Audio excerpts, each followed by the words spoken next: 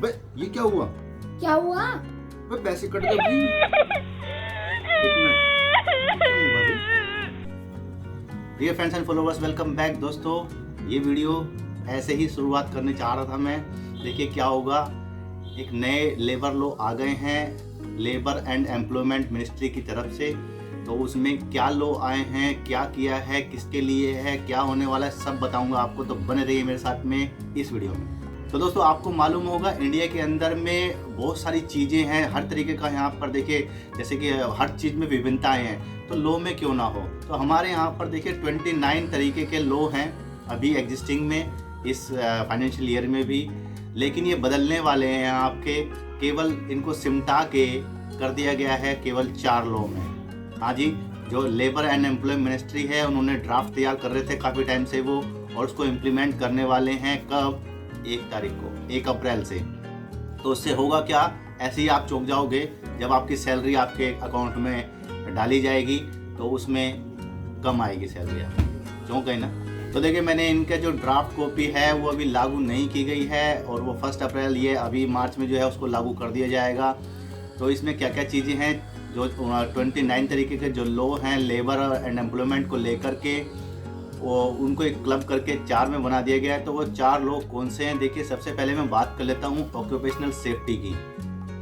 जितने भी इससे रिलेटेड थे उनको सबको इसमें ला दिया गया है। उसके बाद में मैं बात करूँगा इंडस्ट्रियल रिलेशन की, ठीक है जी। तो उसके बाद में है जी सोशल सिक्योरिटी की। एक आपका बच जाता है हेल्थ एंड वर्किंग कंडीशन। तो देखिए ये 4 लॉ में आपका जो है पूरी लेबर एंड एम्प्लॉयमेंट मिनिस्ट्री ने एक ड्राफ्ट तैयार किया गया है। एक ड्राफ्ट को पढ़ने में बड़ा सर खप गया मेरा। अगर मैं ऑक्यूपेशनल की वाले की बात करूँ तो देखिए उसमें 86 पेज हैं, जिसमें कि सारी चीज़ें लिखी गई हैं। सरकारी जो होता है ना भाई, एक एक चीज़ लिख देते हैं ताकि कोई भी कल को ना कोर्ट ना जाए कि देखो यहाँ पे तुमने ये नहीं बताया था। हालांकि मैन जो होते हैं वो थोड़ी सी गड़बड़ कर देते हैं, कोई मशीन तो है नहीं। खैर चलिए बात कर लेते हैं इसमें क्या क्या मिलने वाला है। तो मैं सारी चीज़ें नहीं बताऊंगा आपको, जो मोटा मोटी आपको अफेक्ट करने वाली हैं, आपकी जेब पर असर करने वाली हैं, वो क्यों हुआ है, क्या कारण है, वो मैं आपको बता देता हूँ। तो देखिए सबसे बड़ी जो इसमें हम बात करेंगे, डेफिनेशन की बात कर लेते हैं हम सबसे पहले। देखिए जो हमारे को पैसे मिलते हैं, सैलरी मिलती है, उसको जो उसका जो टर्म है वो वेजेस है। तो इसकी जो डेफिनेशन है वो अभी सबसे पहले इन 4 कोड से पहले जो है ना हर किसी की अलग थी। ईएसआई की जो है अलग है, पीएफ की उसको अलग डिफाइन करता है, एम्प्लॉयर कुछ और डिफाइन करता है, लेबर लॉ कुछ और डिफाइन करते हैं। जैसे कि मैंने बताया इंडिया में हर तरीके के लोग हैं, तो हर तरीके के यहाँ पे डेफिनेशन भी है। लेकिन अभी क्या होता जा रहा है, जो मोदी सरकार जो आई है, मैं खाली नाम लेना चाहता हूँ, वो सबको क्लब करके एक बनाना चाह रही है कि 36 डॉक्यूमेंट नहीं चाहिए, 36 लॉ नहीं चाहिए, वन सब चीज़ें वन करने में लगे हुए हैं। और ये बहुत अच्छी बात है। देखिए इंडिया इतना बड़ा है, इतना एक होकर के भी हम एक नहीं है। तो अब फालतू की बात नहीं करते हैं, आगे बढ़ लेते हैं। देखिए मैंने यहाँ पे पॉइंट लिखे हुए हैं, तो मैं बीच बीच में यहाँ पे देखता रहूँगा और उसके एक्सप्लेन करता रहूँगा, क्योंकि नहीं तो गड़बड़ हो जाती है, मैं जो लीक है उससे हट जाते हैं।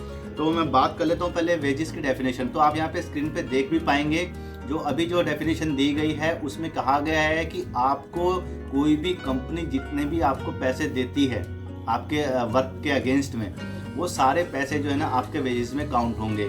उसमें से कुछ चीज़ें जो है एक्सक्लूड कर दी गई हैं, जो कि आप यहाँ पे देख सकते हैं। तो इसका मतलब ये हुआ कि पहले क्या करते थे, देखिए अगर मैं इसमें जो मेरा मेन जो टॉपिक है सीटीसी को लेकर के, उसकी मैं बात कर लेता हूँ। जैसे कि मैंने बताया था कि मेरी सैलरी पहले मान लीजिए कुछ रुपए आती थी, तो इस बार जो है वो कट के आई है। उसका ऐसा क्यों हो गया है, तो देखिए इस लॉ में क्या कर दिया गया है, जैसे कि मैंने बताया वेजेस में जो कुछ भी आपको दिया जा रहा है, वो सारा जो कुछ भी आपको सैलरी दी जा रही है वो सारी वेजेस में ही काउंट होगी, कुछ चीज़ों को छोड़ के जो कोई पहले भी थी, जैसे अचारे वगैरह है, कुछ स्पेशल आइटम है, वो सब चीज़ें जो एक्सक्लूड की गई हैं। यहाँ पे आप स्क्रीन में देख सकते हैं वो क्या क्या चीज़ें एक्सक्लूड की गई हैं। बाकी जो है आपका बेसिक, आपका डियरनेस अलाउंस, ये आपका जो है आपकी सैलरी में काउंट होगा।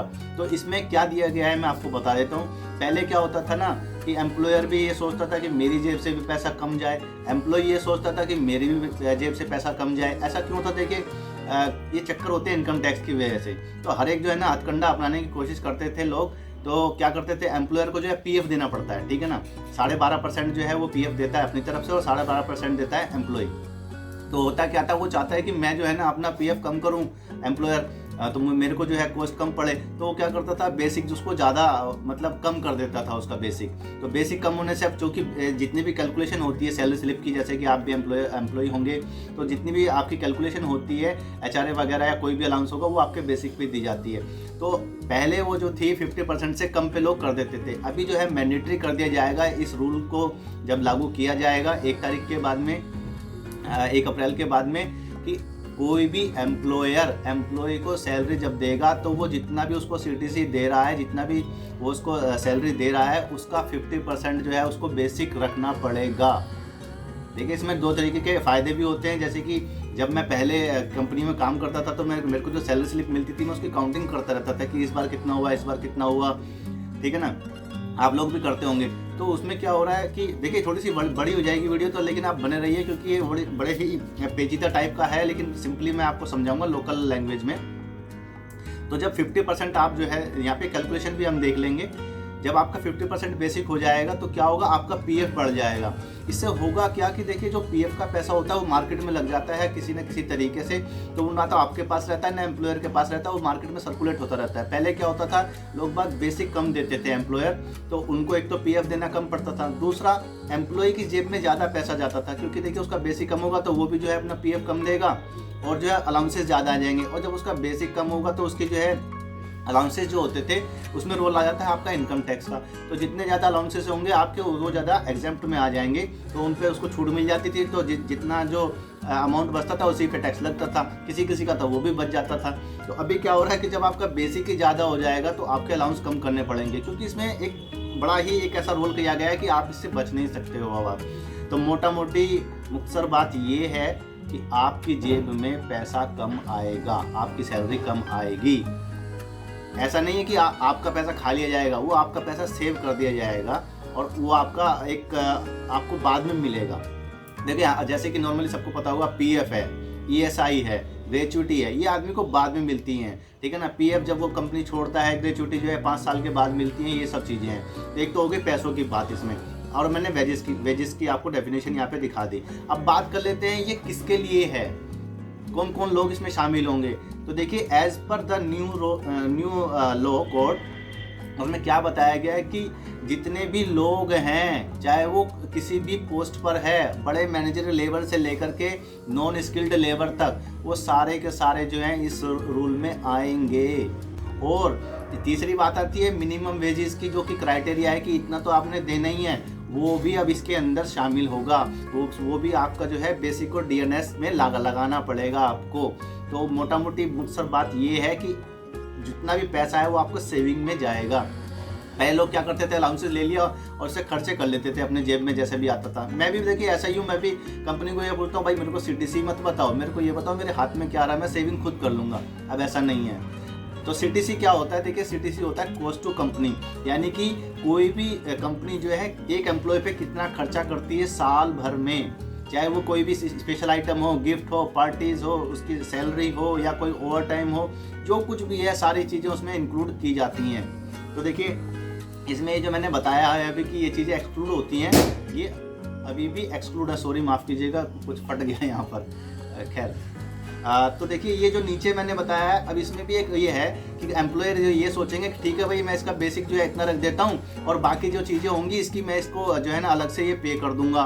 तो देखिए इसमें भी एक पेचीदा सा लास्ट में ये वाली आप लाइन देख लीजिए, यहाँ पर लिखा हुआ है कि अगर किसी भी चीज़ का जो एक्सक्लूजन है उसका अगर सम जो है वो 50% से ज़्यादा पड़ता है, तो जितना भी ज़्यादा होगा वो क्या करेगा, वहाँ से निकाल के आपके वेज उसमें डाल दिया जाएगा, बेसिक में या DNS अलाउंस में, यानी कि वो आपकी सैलरी में काउंट होगा और उस पर आपको PF उसी हिसाब से कटेगा। तो ऐसा नहीं हो सकता है कि आप जो है वहाँ पर पैसा बचा करके, मतलब जो एक्सक्लूजन वाले हैं उनका टोटल का सम जो है, यहाँ पे आप देख लीजिए, उनका जो है टोटल का सम जो है जो आपका पूरा आ रहा है रेम्यूनरेशन, जो सैलरी आ रही है उसके 50% से अगर ज़्यादा हुआ तो देखिए वो आपका कट जाएगा, उसमें से जितना भी बचता है वो आपका वहीं पे इंक्लूड हो जाएगा। ये थोड़ा सा पेचीदा है, समझने में थोड़ी दिक्कत होगी, फिर भी अगर आपके कोई क्वेश्चन बनेंगे तो आप मेरे से पूछ सकते हैं। ये तो थी देखिए CTC की बातें। अब हम बात कर लेते हैं, इससे एक नया रूल लागू होगा जिसमें कि हम देखिए सेफ्टी की बात कर रहे हैं, वेलनेस की बात कर रहे हैं, हेल्थ की बात कर रहे हैं। उसमें देखिए